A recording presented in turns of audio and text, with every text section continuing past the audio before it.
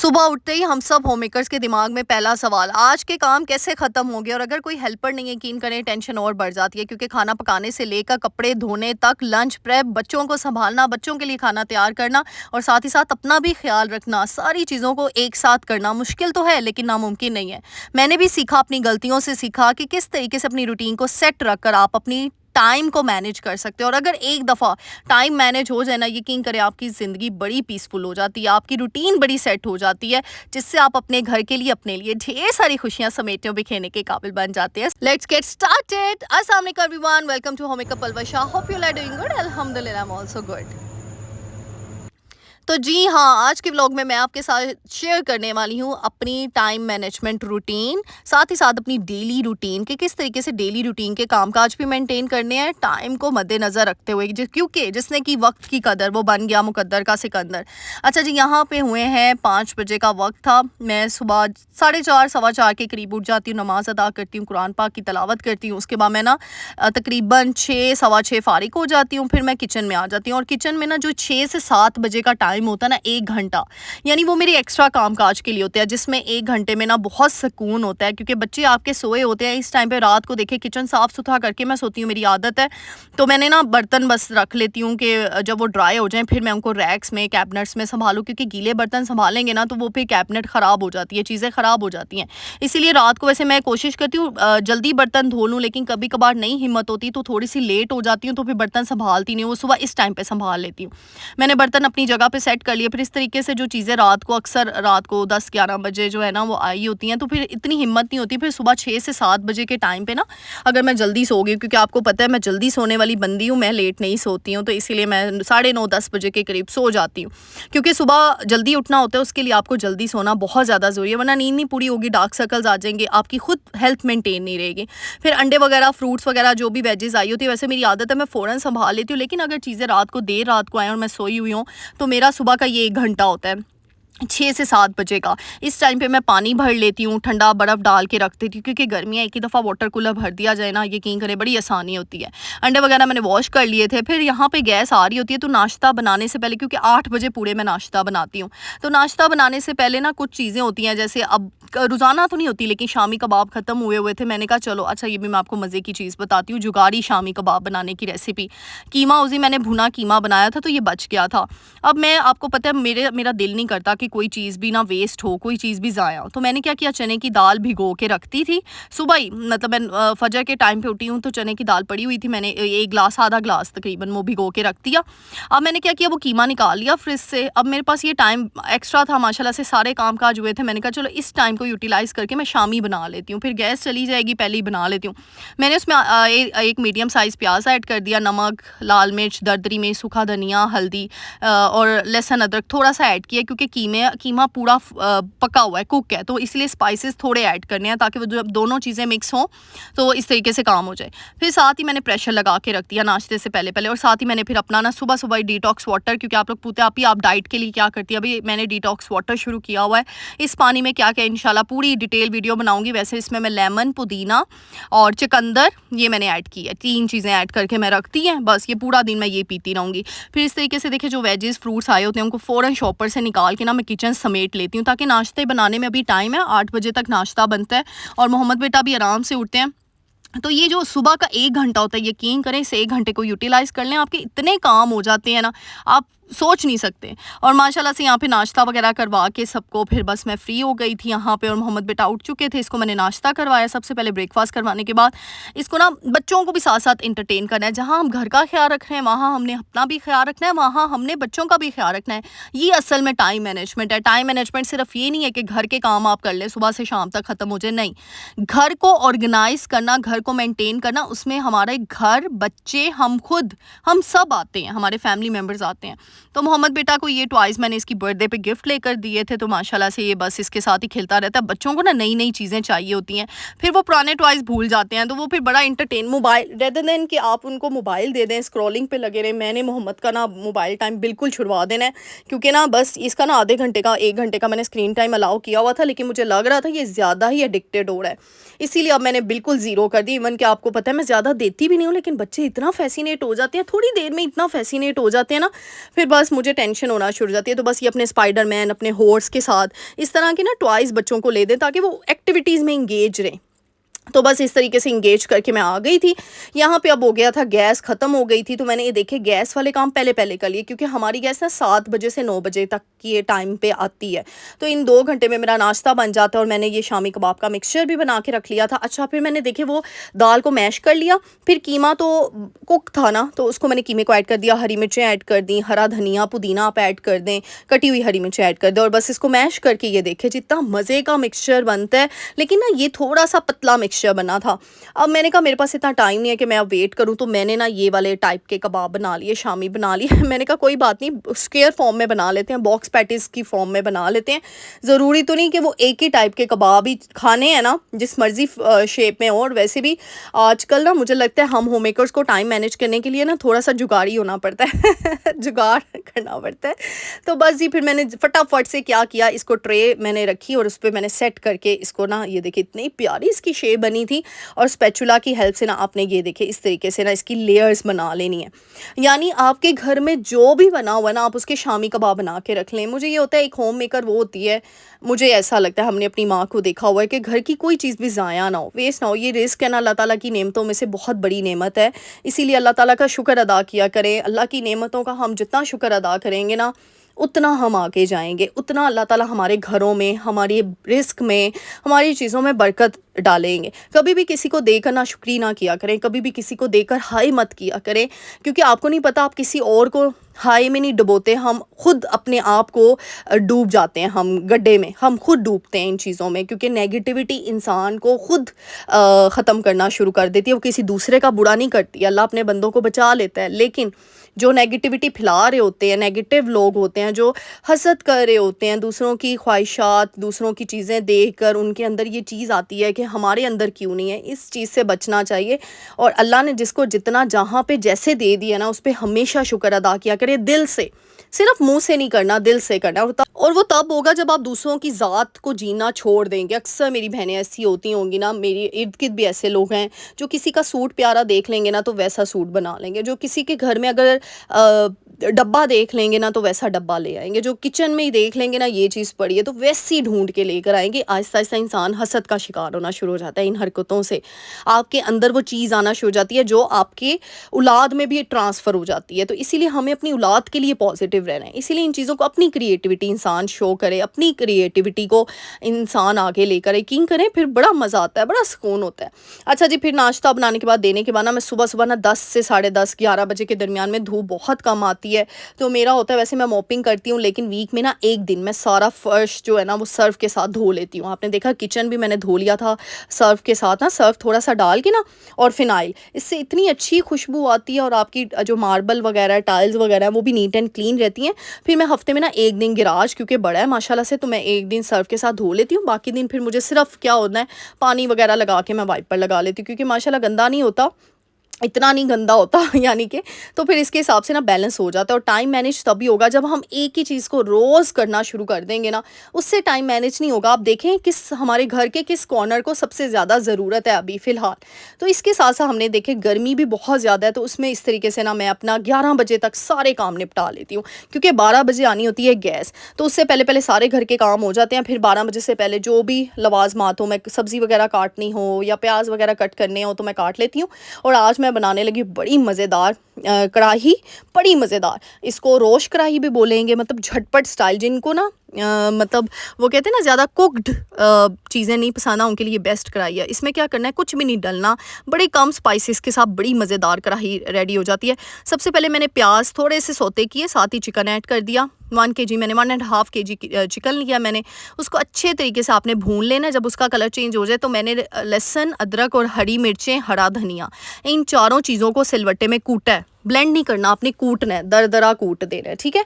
उन चार, ऑयल इसमें ज़्यादा जाएगा, बाद में अगर आपने एक्स्ट्रा एक्सेसिव ऑयल को निकालना हो तो निकाल लीजिएगा। अब इसको अच्छे तरीके से आपने भुनाई करनी है उस मिक्सचर में। फिर साथ ही मैंने 4 अदद टमाटर, 4 से 5 अदद मीडियम साइज़ के जो टमाटर वो ले लेने हैं, उसको इस तरह 2 हाफ्स में कट करके वो ऐड कर देना, ठीक है। थोड़ा सा पानी ऐड करना है और इसको दम पे रख देना है बस।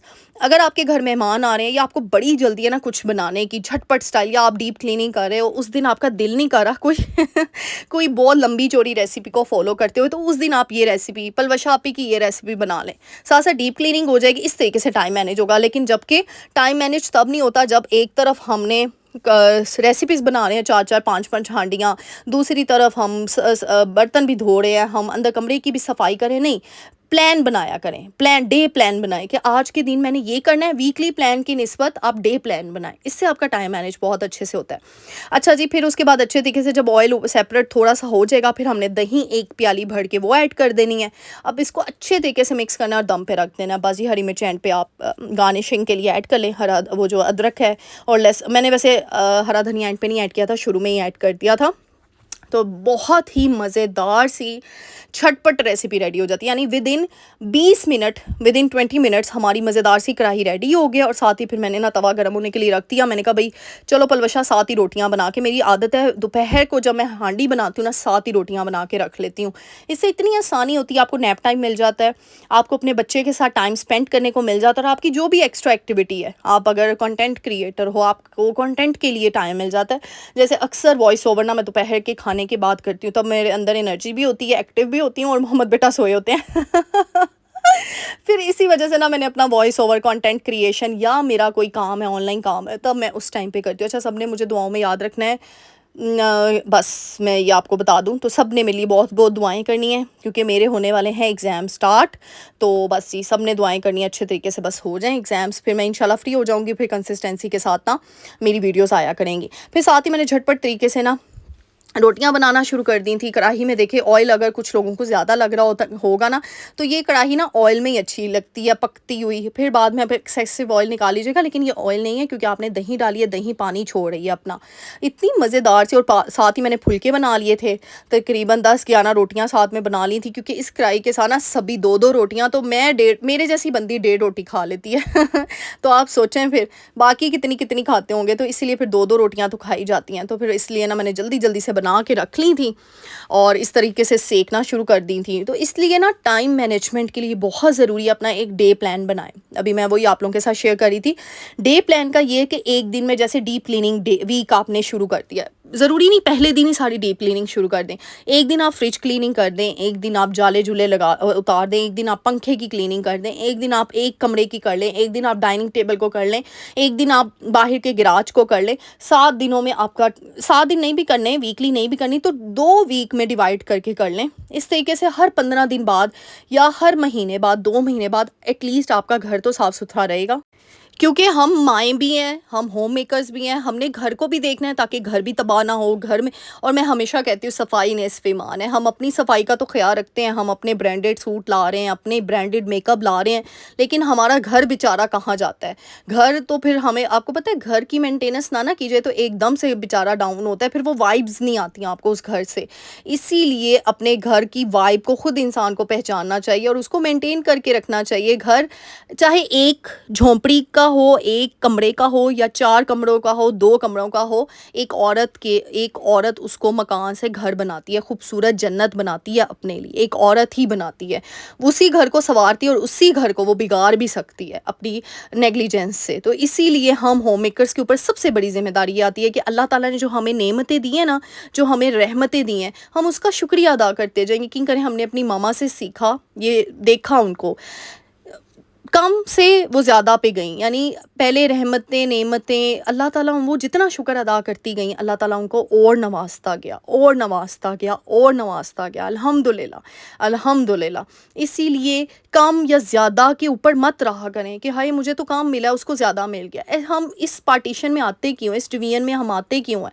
हमें इतना यकीन होना चाहिए हमारा रब हमसे 70,000 माओं से ज़्यादा मोहब्बत करता है, उसकी तकसीम पे राज़ी होना चाहिए। मुझे लगता है जो लोग नेगेटिविटी का शिकार होते हैं, हसद करते हैं, जेलस होते हैं, वो अल्लाह की तकसीम पे खुश नहीं होते, क्योंकि उनको वो राज़ी नहीं होते कि हमें क्यों इतना मिला।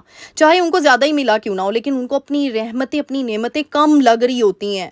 अल्लाह माफ़ करे, ऐसी चीज़ों से बचना चाहिए और हमेशा पॉजिटिव रहना चाहिए, क्योंकि एक पॉजिटिव इंसान, हम ब्रांडेड मेकअप करके तो अपने चेहरे को चकाचौंध कर सकते हैं, लेकिन जो यकीन करें रूहानियत है ना, जो रूहानी नूर है, उससे हमारे चेहरे में नो मेकअप भी होगा ना, तो वो सबको मेकअप ही लगेगा। यानी वो नूर माशाल्लाह से ऐसे चमकेगा कि पूरे मजमे में, महफ़िल में भी आपकी पर्सनैलिटी को इन्हेंस करेगा, आपकी बात को अगले के ठा करके दिल पे लगाएगा। इसीलिए अल्लाह से वो नूर माँगा करें, दिल का भी, चेहरे का भी और अपने जिस्म का भी। अल्लाह सुभाना वो तभी होगा जब हम अल्लाह की मखलूक के साथ सच्चे दिल से चलेंगे। अच्छा जी, फिर रोटियां पका के मैंने रख दी थी यहाँ पे, फिर मैं दोपहर को सो गई थी। आपके साथ वादा किया हुआ था मोहम्मद बेटा की शॉपिंग दिखाने का। मैंने कहा जी ये शॉपिंग की हुई थी मैंने, वैसे तो मैंने 2-3 शर्ट्स इसको पहना भी दी हैं। इसको आपको पता है मोहम्मद बेटा को स्पाइडरमैन बहुत पसंद है, तो बस जी इस दफ़ा मैंने सारी शर्ट्स के ऊपर स्पाइडरमैन वाली शर्ट्स ऑर्डर करवा के मंगवा ली थी। मैंने कहा चलो ये खुश हो जाए। फिर ये हैट मंगवाई थी बड़ी खूबसूरत, गर्मी में स्प्रिंग सीज़न में ये इस समर सीज़न में ना ऐसी कैप्स हैट्स बहुत प्यारी लगती हैं। और ना कलरफुल सूदिंग कलर्स बच्चों को पहनाया करें। कलर को मैं कहती हूँ हमेशा कपड़ों के मामले में कलर सिलेक्शन बहुत ज़रूरी होती है। और ये देखिए स्लीवलेस मैंने एक येलो कलर की शर्ट इसके लिए ली है। ये 2 शर्ट्स थी, साथ ट्राउज़र दोनों का सेम था, यानी दोनों के साथ चल सकता है, लेकिन मैंने येलो के साथ ना मैं इसको शॉर्ट्स जीन्स जो ब्लू कलर जीन्स है वो शॉर्ट्स पहनाती हूँ, और ये blue colour sky colour light से कलर इस दफ़ा मैंने इसके मंगवाए हैं। अच्छा सारे स्काई कलर में ऑलमोस्ट आ गए थे, पर मैंने कहा चलो कोई बात नहीं, इसके साथ स्काई कलर सूट भी करता है, तो ये भी 2 पीस मैंने मंगवा लिया था। और ये थी सिंपल सी डिसेंट सी शॉपिंग।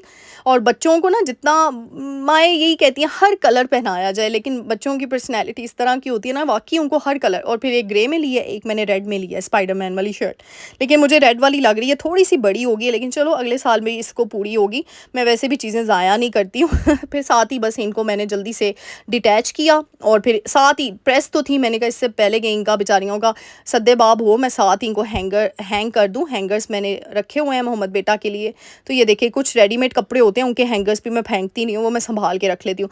यानी आप एक मैं बताऊँ टाइम मैनेज कैसे होता है 1 मिनट हैबिट से। अगर मैं बैठी होती कि मैं आराम से कर लूँगी, तो क्या होना था, मोहम्मद बेटा ने झाड़ना था और सारी शर्ट्स को सिलवटें डाल देनी थी, फिर मुझे इसको प्रेस भी करना पड़ना था, मेरा ज़्यादा टाइम लगना था। लगे हाथ जैसे ही शर्ट्स आई, मैंने पार्सल जो है वो अनबॉक्स किया, और साथ ही मैंने हैंग कर दी चीज़ें, साथ ही मैंने उसको अपने ठिकाने पर रखा, क्योंकि बच्चे तो बच्चे हैं, वो तो शरारतें करेंगे, वो तो चीज़ें बिगाड़ेंगे, हम माओ ने करना है। क्योंकि मेरी अक्सर मुझे कमेंट आते हैं, आप ही हमारे बच्चे तो बहुत तंग करते हैं। भाई मेरा बच्चा भी तंग करता है, वो भी चीज़ों का वो भी मैस कर देता है हर तरफ। लेकिन मैंने क्या किया, हर चीज़ को मैं उठा के फ़ौरन से, आपने देखा मैंने ड्रेसिंग टेबल पे बहुत लिमिटेड चीज़ें रखी हैं, हर चीज़ उसकी पहुंच से थोड़ी सी दूर रखी हुई है। ताकि वो थोड़ा सा बड़ा हो जाए, थोड़ा मैच्योर हो जाए, सेंसिबल हो जाए, तो फिर मैं चीज़ें निकालूंगी। और कबर्ड भी लॉक कर दिया करें या बंद कर दिया करें। इस तरीके से बच्चों से हमने चीज़ें बचानी है, ताकि हमें डबल मेहनत ना करनी पड़े, हमें ट्रिपल मेहनत ना करनी पड़े। और ये मोहम्मद बेटा की कबर्ड मैंने इस तरीके से अरेंज की हुई है। सारी सॉक्स वगैरह, कैप्स वगैरह वो मैंने इस ऑर्गेनाइज़र में रखी हैं, ऊपर मैंने जीन्स रखी हैं, और फिर वहाँ वो रखी हैं। ये वाला शॉर्ट मैंने ना ये पहले से इसका लिया हुआ था, तो मैंने कहा चलो ये येलो वाला ड्रेस ना, ये येलो वाली शर्ट मैं इसके साथ पहना दूंगी। कभी होता है कि बच्चों के पास जीन्स इतनी ज़्यादा, और वैसे भी ग्रोइंग एज में बच्चों को ज़्यादा चीज़ें ना ही लेकर दें, क्योंकि अक्सर मोहम्मद बेटा को लास्ट ईयर की जो जीन्स थी ना वो छोटी हो गई, और मैंने इतनी ज़्यादा ले दी थी। मुझसे गलती हुई थी, लास्ट ईयर मैंने बहुत ज़्यादा कपड़े मोहम्मद बेटा को ले दिए थे, जो कि उसको बाद में फिर पूरे ही नहीं हुए, पहनने का मौका ही नहीं मिला, तो वो छोटे हो गए। फिर मैंने उसको इसीलिए इस दफ़ा ना मैंने साथ के साथ ही उसको पहनाना शुरू कर दिए सारे कपड़े। हम माओ से ये भी गलती होती है, कपड़े आते हैं हम बैठी रहती हैं, ओहो कोई इवेंट आएगा, कोई मौका आएगा तो हम पहनाएंगी, नहीं, घर पे पहनाएं। बच्चों को हमेशा डिसिप्लिन, बच्चों को वेल मेंटेन रहने दें। और ये देखिए ये ड्रेसिंग मैंने उसको करवाई थी, फिर नहा धुला कर फिर मैंने उसको ये वाला ड्रेस और साथ में हैट पहना दी थी माशाल्लाह से। और बस जी फिर सारे काम काज हुए होते हैं, मैं आराम सुकून से शाम का टाइम, क्योंकि अपने आप के लिए भी तो वक्फ करना है, अपने आप के लिए हम पूरी फैमिली ऊपर छत पे चले जाते हैं, हम अपने प्लांट्स के साथ। वैसे तो पूरी फैमिली कभी घर पे होती नहीं है, लेकिन जिस दिन हो, मैं तो ज़रूर जाती हूँ, जिस दिन हो फिर हम इंजॉय करते हैं शाम अपनी ऊपर। कॉफ़ी बना लेती हूँ, जिसने चाय पीनी है चाय, बिस्किट, कॉफ़ी जो भी पीना है, या फ्रूट चाट बना के ले जाते हैं, फ्रूट्स ले जाते हैं। और बस जी फिर साथ में बच्चे भी खेलते रहते हैं, मोहम्मद बेटा भी इंजॉय कर रहे होते हैं, उसके स्विंग्स रखे हुए हैं, और हम लोग गपशप बातें शातें हमारी हो जाती हैं। तो इस तरीके से ना अपने आप को खुश रखा करें। घर के काम भी हो जाने हैं, घर भी साफ़ सुथरा हो जाना है, लेकिन एक औरत की खुशी सबसे ज़्यादा मैटर करती है। क्योंकि अगर एक औरत खुश है ना तो वो सुकून में है, और अगर वो सुकून में है तो उसका माइंड क्रिएटिव है, और अगर उसका माइंड क्रिएटिव है तो उसका घर संभला हुआ है, और अगर उसका घर संभला हुआ है ना तो उसके बच्चे और उसका मियाँ, उसके घर वाले उससे खुश हैं, और अगर वो सब खुश हैं तो एक औरत खुश है। यानी ये सारा फ्लो चार्ट बना हुआ है, एक औरत की खुशी ऐसे घूम फिर के फिर दोबारा से उसी के ऊपर आती है। तो बस ये एक फैक्ट है, ये एक हकीकत है। तो बस जी ये था मेरा छोटा सा व्लॉग, और ये देखिए जी मोहम्मद बेटा की शरारतें चेक करें, ये देखिए ज़रा, मैं इसको उधर भेज रही थी कि चलो इसका फ़ोटोशूट कर लूँगी। अभी जो है आज ये कोई खेल कूद नहीं कर रहा था, मैंने कहा इतना अच्छा व्यू था, ये देखिए कितना मज़े का व्यू है। तो बस जी इस तरीके से मेरी शाम हो जाती है, और फिर मगरिब से पहले-पहले मैं नीचे फ़ौरन आ जाती हूँ। कभी हम माँओं को ना बच्चा भी बन जाना चाहिए। मैं तो इसके साथ कभी वो बर्फ़ पानी हम बचपन में खेलते होते थे। कौन-कौन खेलता था मुझे बताइएगा, मैं तो मोहम्मद बेटा के साथ बर्फ़ पानी खेलती हूँ। और जी ये देखिए, फिर जब मैं नीचे आई हूँ तो वो मैंने जो शामी कबाब का मिक्सचर बनाया हुआ था ना, वो मैंने थोड़ी देर के लिए ना फ्रीज़र में सेट होने के लिए रख दिया था।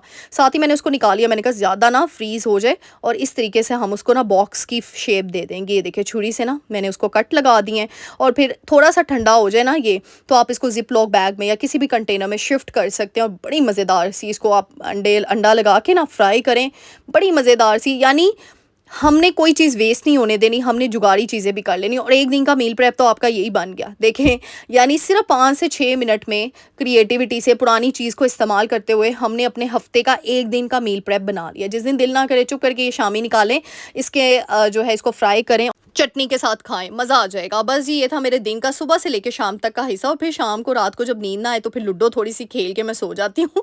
तो बस जी ये था मेरा छोटा-सा व्लॉग, उम्मीद करूँगी अच्छा लगा होगा। अगर अच्छा लगा तो मेरे चैनल को लाइक, शेयर, सब्सक्राइब करना अपनी दुआओं में याद रखना। मिलते हैं नेक्स्ट व्लॉग में, टिल देन अल्लाह हाफ़िज़।